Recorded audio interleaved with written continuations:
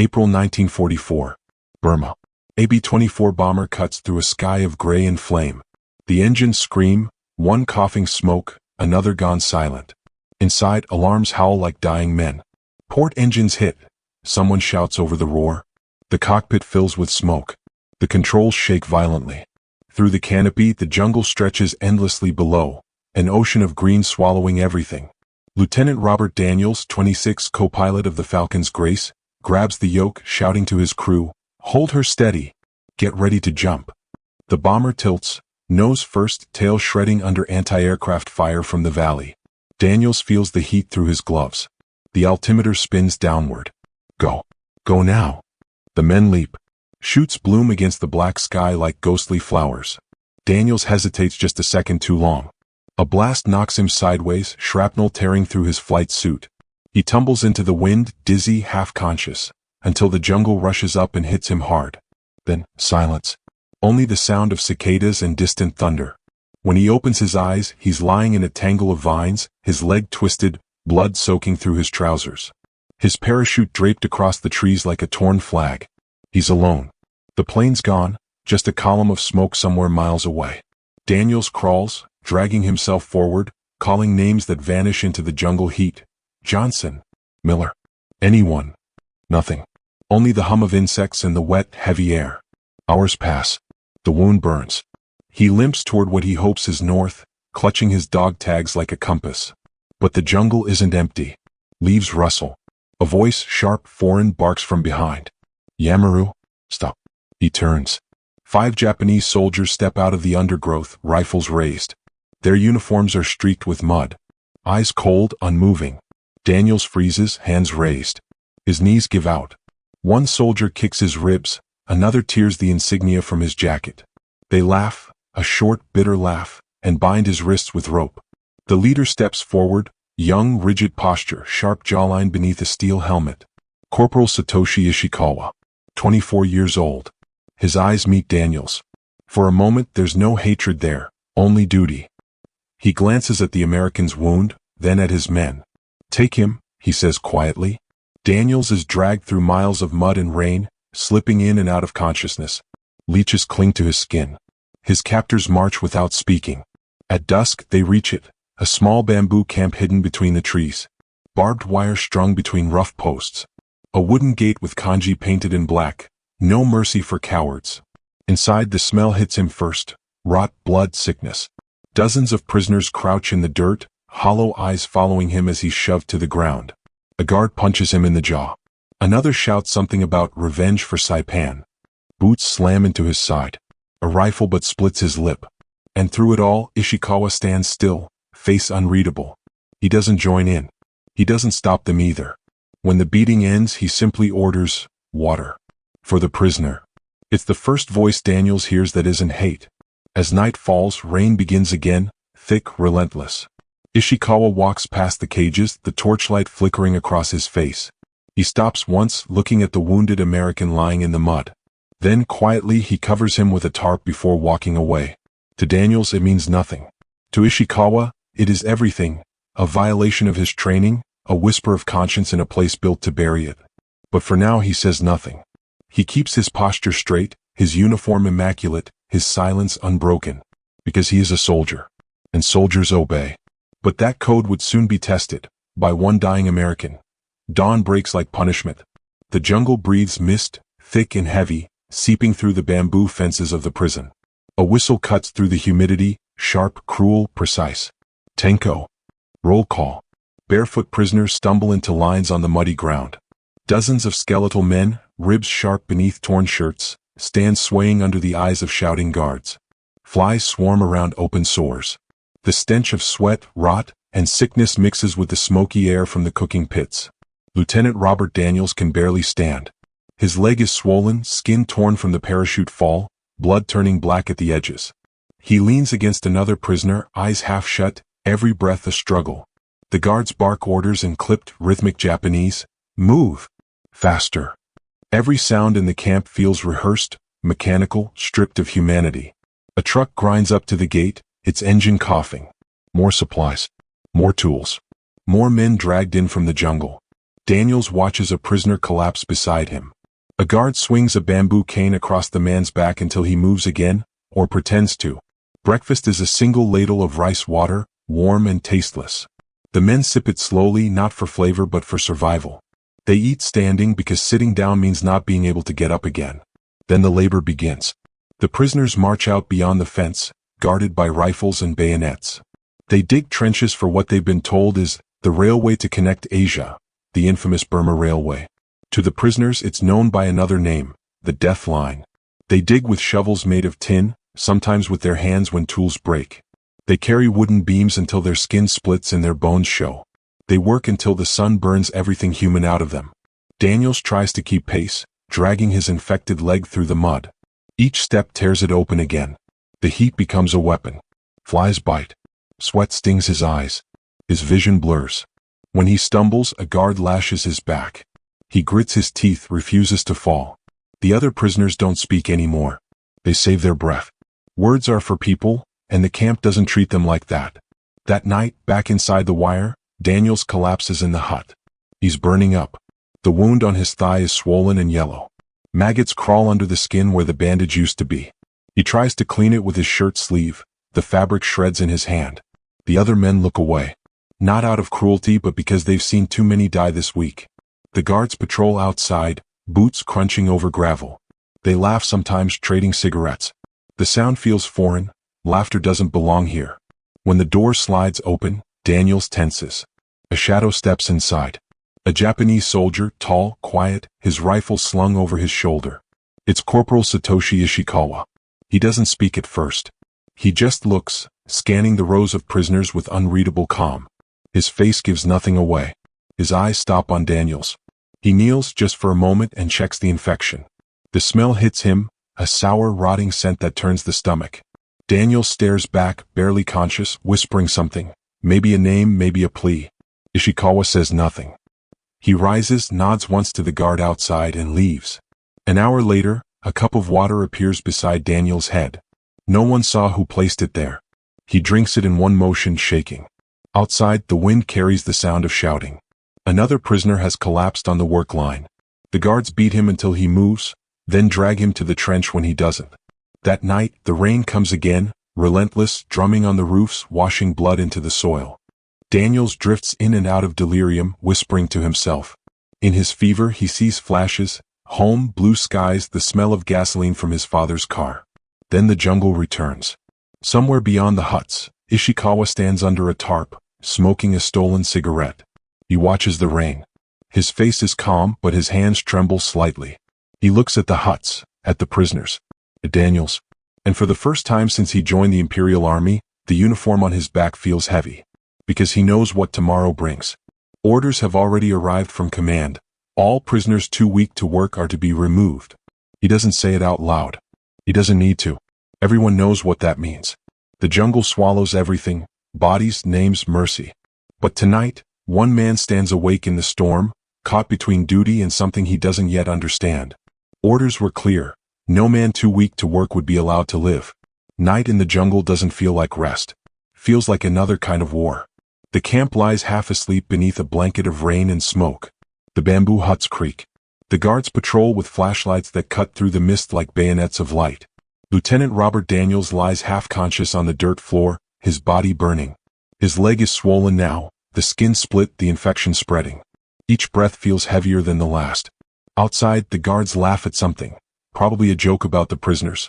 Inside, the air smells of sickness and rot. The men around him don't move. They've learned that sometimes silence is the only way to survive. Daniel's eyes flutter open. He sees a shadow at the door. The flap lifts just slightly. A figure slips in.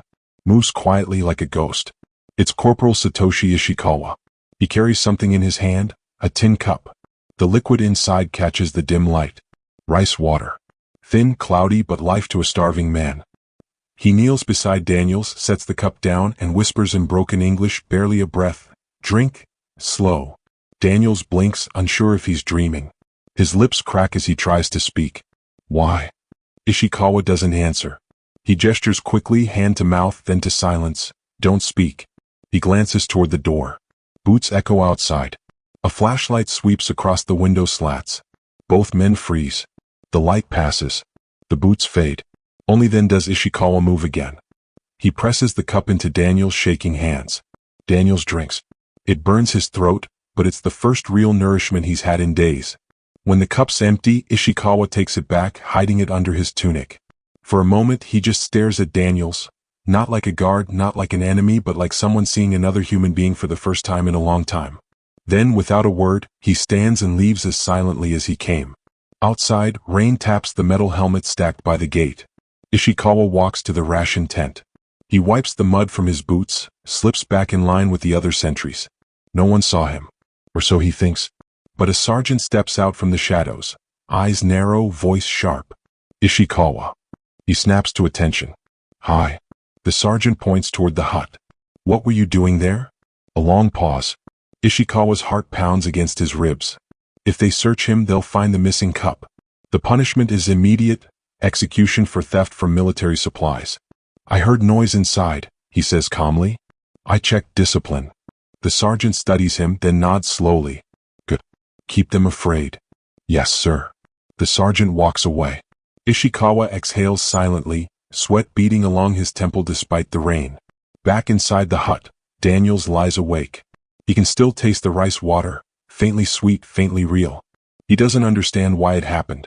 Why a man trained to kill him risked everything to give him life.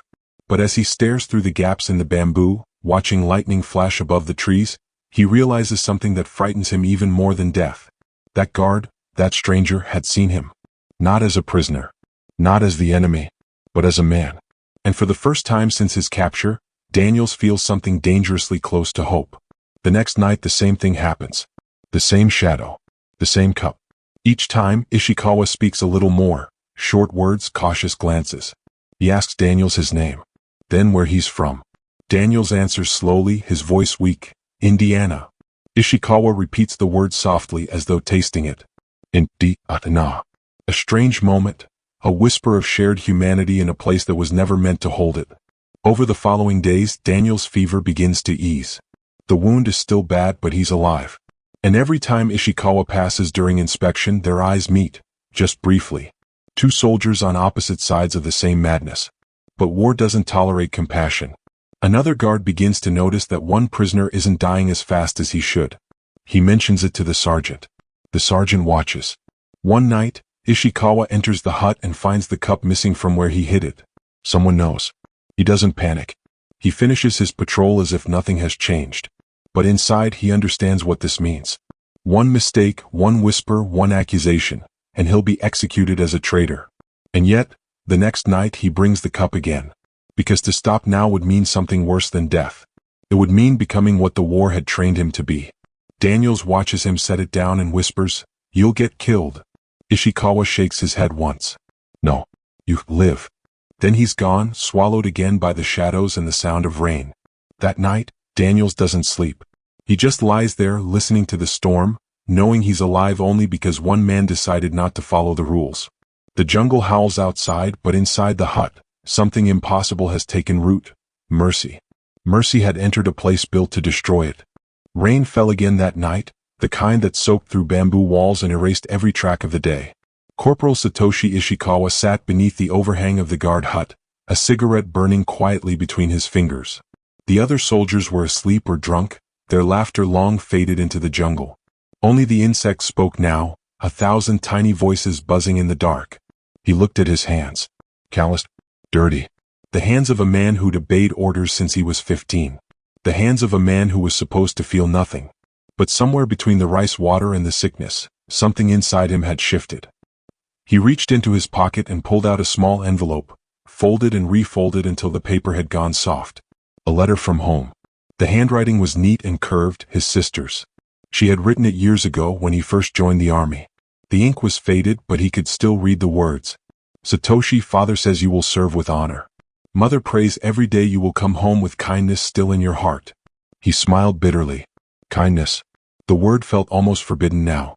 When the letter was written, he lived in Hiroshima, a quiet city of paper lanterns, school uniforms, and long walks by the river. His father had been a teacher, gentle but strict. Every morning, he made the children stand and bow toward a framed portrait of the emperor. Loyalty above all, he'd say. Japan survives because her sons obey. And Ishikawa had believed it. He joined the Imperial Army in 1938, full of pride. He trained until his body broke, learned to march until he forgot his own name. In the Nakano school, they taught him the emperor was divine, surrender was shame, and mercy was weakness. He memorized every lesson, every creed. But no one at Nakano had ever mentioned what it felt like to watch a man starve. Now, years later, sitting in a camp surrounded by dying prisoners, those words felt like ash. The propaganda posters said the enemy was subhuman, cowards, liars, beasts in uniform. But the men behind the wire didn't look like beasts. They looked like brothers. Thin, trembling, sunburned ghosts who still whispered thank you when he gave them water. Each day he saw them beaten for stealing scraps of rice.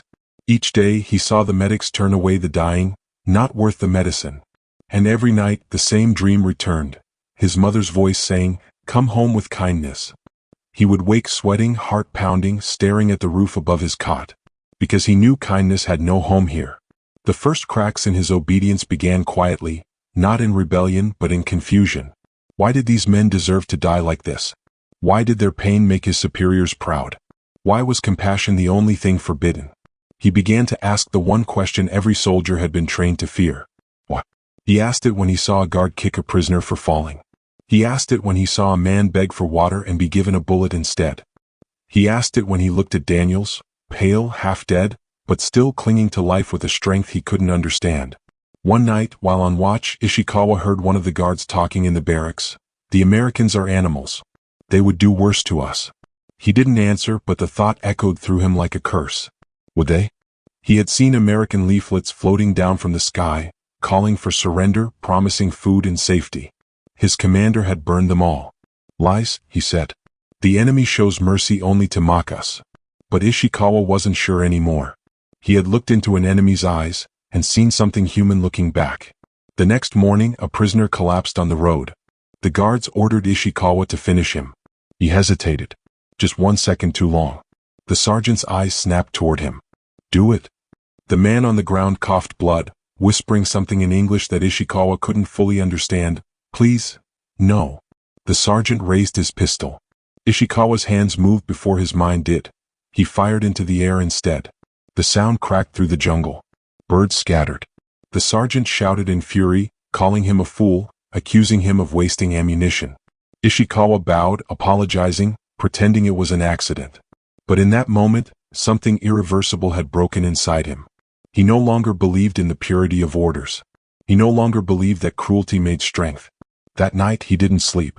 He sat beneath the rain, thinking of the boy he used to be in Hiroshima, the one who wrote poetry, who played the shamisen, who wanted to teach like his father. Where had that boy gone? The sound of the jungle returned, frogs, rain, distant thunder. And Ishikawa whispered to the dark, "Mother, I think I have failed you." But perhaps for the first time he hadn't. Because in a world built on obedience, to feel guilt was its own kind of rebellion. And to act on it, that would be treason. He knew what the camp demanded. He knew what mercy would cost. But he also knew what it meant to be human. And the next time the orders came to clear out the sick, he didn't move his rifle. And questions in that camp were more dangerous than bullets. Morning returned heavy and gray, pressing down on the jungle like a fever. The prisoners lined up again, though some barely stood, shoulders sunken, ribs showing through skin. The guards counted, shouted, hit those who faltered. Ishikawa stood among them, rifle slung, eyes steady. On the surface he was every inch the disciplined soldier. But beneath that stillness, a quiet storm had begun. Inside the huts, the sick were being dragged out, the ones too weak to work. It was happening just as command had ordered. 2 guards pulled a man by his ankles, his eyes open but lifeless. Another tried to crawl, whispering in broken Japanese that he could still walk. No one listened. The ground outside had become a graveyard of obedience. Ishikawa turned away, jaw clenched. When his sergeant ordered him to help, he nodded, walked into the hut and shut the door behind him. There, lying in the corner, was Daniels. His leg was worse. The flesh raw, the smell unmistakable. Infection had crept into the bone. He was supposed to be next. Ishikawa looked down at him. The same man who, weeks ago, had been an enemy pilot, now barely more than a shadow on the floor. "Get up," he whispered. Daniels didn't move. His eyes fluttered open, glazed, unfocused. "You must get up," Ishikawa repeated. "I can't," Daniels rasped, the word barely a breath. Outside, boots crunched. The execution team was making its rounds. Any man still inside when they entered would be carried out and shot. Ishikawa made a decision he couldn't take back. He knelt, slid his arms beneath Daniel's shoulders and lifted him. The weight was nothing, the danger was everything. He carried him behind a stack of supply crates near the hut's rear wall, a blind spot from the guard's view. There he pulled down a tarp, hiding the body beneath. The sound of shouting grew louder. The sergeant entered the hut, eyes scanning. How many left? 4, Ishikawa said quickly. Where are the others? Disposed, he answered. The American pilot died last night. I buried him. The sergeant stared at him for a long moment, then nodded. Good. No waste. He left without another word. Only when the boots faded did Ishikawa exhale.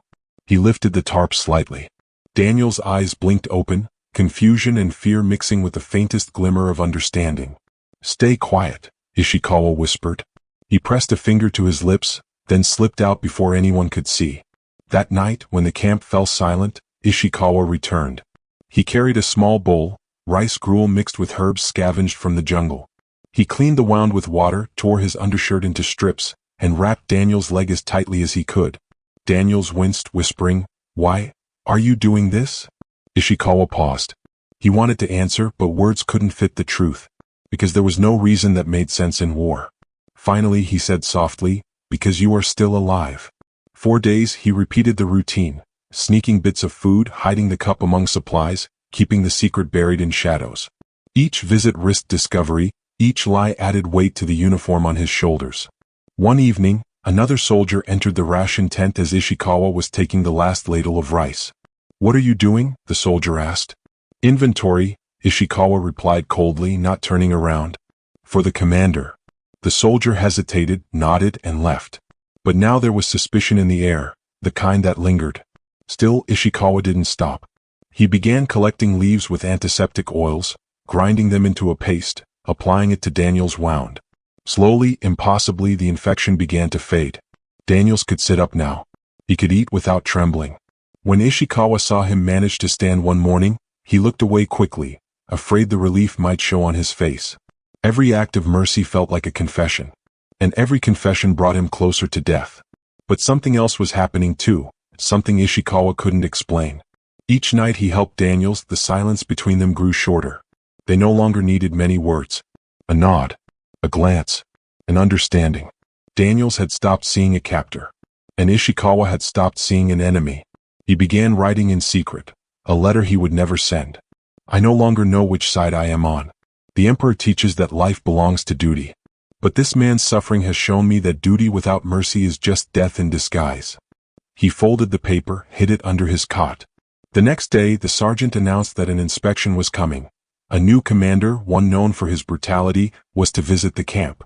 Every prisoner was to be accounted for. Every guard's record reviewed. Ishikawa's pulse quickened.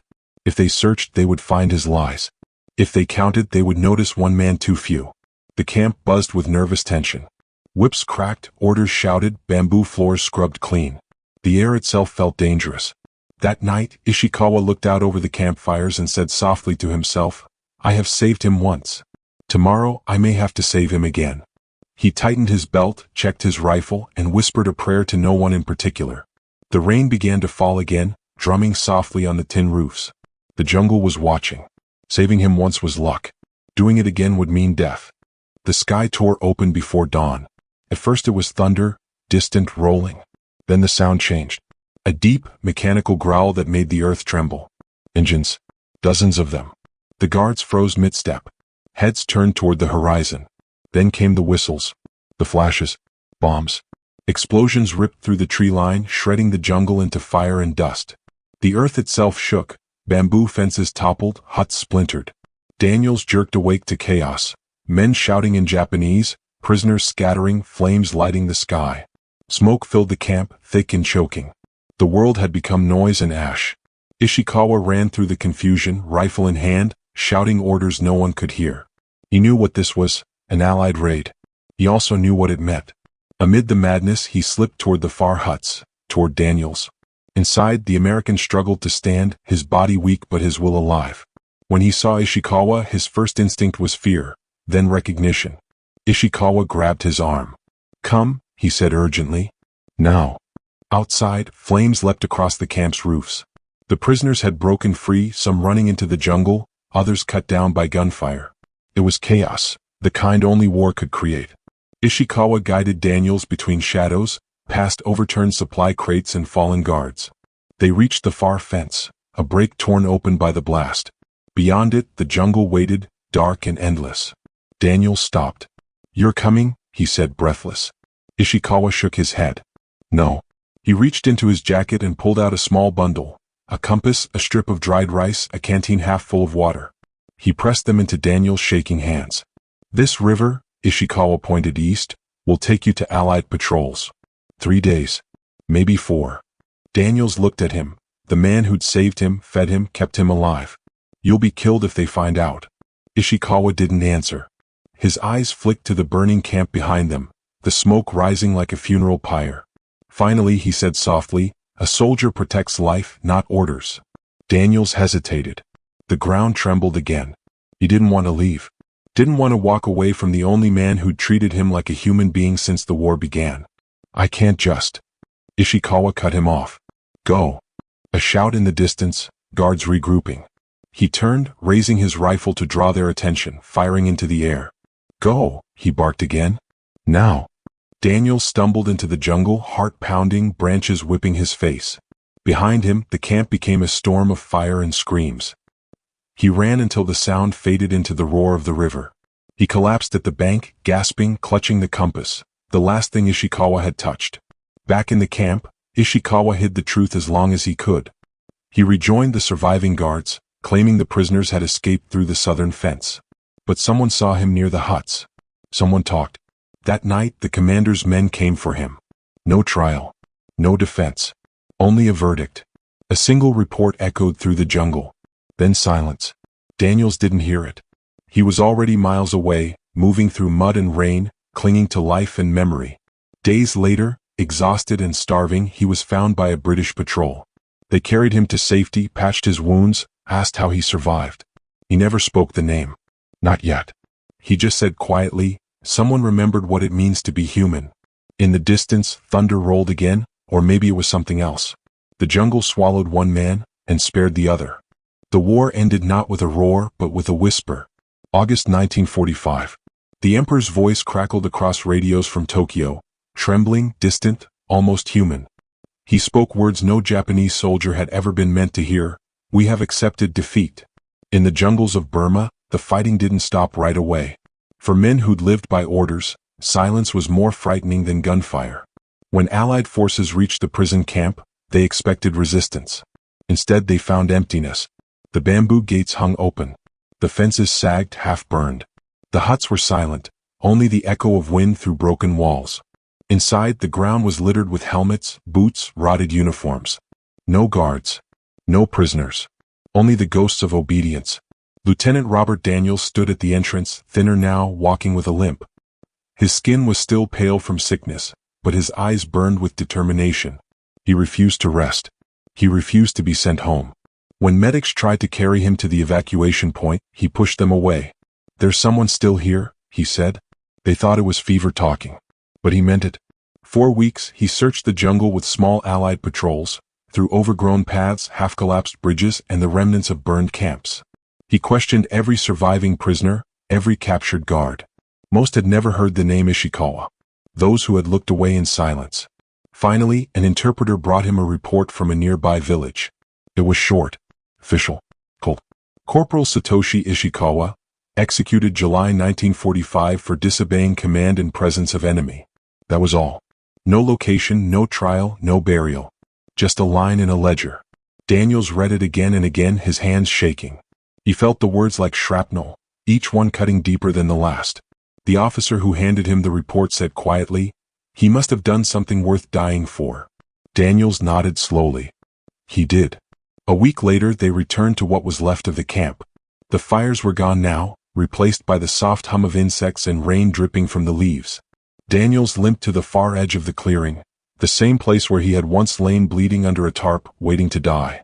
The jungle had already begun to reclaim it. Vines wrapped around posts, wildflowers pushing through the mud. He found a fallen branch, stripped it smooth with his knife, and carved a cross. No grave. No body. But something in him refused to let the man vanish completely. At the top he etched a name in rough letters. Satoshi Ishikawa. Below it he carved 2 more words. He remembered. He stood there for a long time, the sound of the jungle filling the silence. It wasn't mourning, not entirely. It was something quieter, heavier. Gratitude mixed with grief. Behind him, a British sergeant called out, "Lieutenant, we have to move." Daniels didn't answer right away. He looked up at the trees, the light filtering through the leaves, and said softly, "You kept your promise." Then he saluted, slow, deliberate, to the empty clearing. When he finally turned away, the jungle swallowed the cross in its shadows. The empire that had demanded Ishikawa's loyalty was gone. The war that had brought them together was over. But something else had survived. Something that refused to die even when everything else did. The memory of one man who broke the rules to be human. A friendship the world never knew had outlived the empire that forbade it. Time has a way of burying the dead, and sometimes the living too. By 1968, Robert Daniels was no longer a soldier. The war had ended 23 years ago, but it had never really left him. It followed him home, in dreams, in the sound of airplanes overhead, in the way he still woke at dawn without meaning to. He lived quietly in Indiana, worked as a mechanic, married once but never stayed. He didn't speak much about Burma. When he did, people assumed he was remembering battles. But he wasn't. He was remembering a man. One spring morning, a letter arrived, a veteran's newsletter from Tokyo. Inside was a small article about Japanese families seeking information on relatives lost during the war. The name stopped him cold. Ishikawa Satoshi. Daniels stared at it for a long time, the paper trembling slightly in his hands. A week later he was on a plane to Japan. He was 60 now, gray-haired, still walking with the faint limp the jungle had given him. Tokyo had changed, neon lights, crowded trains, voices echoing through the city. The war felt 1,000 years away. He took a train south to Hiroshima. The city, once ashes, had been reborn, bright streets, laughter, the hum of life returning where there had once been silence. He found the address listed in the article, a small bookshop near the river. A woman in her 40s stood behind the counter, arranging paperbacks. When he introduced himself and said Ishikawa's name, she froze. You knew my brother?" she asked in careful English. Daniels nodded. "I owe him my life." She led him to a small back room. The walls were lined with books and old photographs. On one shelf stood a framed picture, a young man in uniform, the same sharp jaw, the same steady eyes. Daniel's breath caught. That face had haunted him for decades, not out of fear but out of gratitude. The woman, Aiko Ishikawa, sat down and unfolded a piece of paper wrapped in cloth. "My mother kept this," she said. "It was the last letter he sent before." She didn't finish the sentence. She didn't need to. Daniels reached for it with trembling fingers. The handwriting was small, neat, unmistakably careful. He began to read. "To my family, if you hear I am gone, do not grieve. I did not die in shame. Tell the American pilot I am not sorry. A soldier's duty is to protect life, even an enemy's. That was the lesson I learned too late." The words blurred as Daniel's eyes filled. He lowered the letter slowly, unable to speak. Aiko placed a hand on his shoulder. "He wrote this the day before he was taken away," she said softly. Daniels nodded, his throat tight. "I tried to find him," he whispered. "I never stopped." Outside, the afternoon light poured through the shop window, soft, golden, the kind of light that forgives. They walked together to a small park near the river. Aiko carried a sapling wrapped in burlap, a cherry blossom tree. She said it was tradition, to plant one for those who had died without graves. Together they dug the soil with their hands. Daniels placed the roots gently, pressing the earth around them. When it was done, they stood in silence. Above them, a breeze moved through the branches. The petals trembled, pale pink against the blue sky. Daniels spoke quietly, almost to himself. "I thought war was about killing. He taught me it was about remembering." Aiko smiled faintly. "In our country, cherry blossoms mean life is short, but beautiful." He nodded. He knew that. As the first blossoms opened that spring, Daniels realized something he had never been able to admit before, that the greatest act of courage he'd ever witnessed hadn't come from an ally, it had come from a man he was supposed to hate. He closed his eyes and whispered, "Thank you, Ishikawa." The wind carried the words through the trees, scattering petals into the river, soft, fleeting, eternal. In war, the cruelest thing isn't dying, it's remembering kindness. The world eventually filed the story away, buried in war records, marked with numbers, stamped classified. But some stories refused to die. In the decades that followed, historians rediscovered the case of Corporal Satoshi Ishikawa buried deep in Allied archives. A line of faded ink on a yellowed report became a revelation. Executed for aiding a prisoner of war. What seemed like a footnote became a lesson. It appeared in military ethics journals, post-war conferences, and even legal debates about the Geneva Conventions. The idea that one act of mercy, one man disobeying a cruel order, could echo through time changed how nations saw the treatment of captives. In quiet circles of historians, it was called the Ishikawa precedent. He fought for Japan. But he died for something larger, compassion. These weren't symbols of victory or defeat, they were reminders of something more powerful than either. He was trained to obey. Instead, he chose to protect. Cut to a modern classroom, students studying history, reading letters from men like Ishikawa. One voice reads aloud. A soldier protects life, not orders. Every war writes its own hell. But even in hell, a man can light a candle. That candle was small, just one soldier's act, almost forgotten. But light travels far. And decades later, it still reaches those who wonder what it means to be human when the world demands you forget. Fade to the cherry blossom tree in Hiroshima, now tall, full, alive. Wind moves through its branches. Petals fall across the engraved name on the small wooden plaque below. Satoshi Ishikawa, 1921 to 1945. History remembers the wars men fought, but it redeems the ones they refused to continue. If this story reminded you that humanity can survive even in war, subscribe. The next story will prove it again.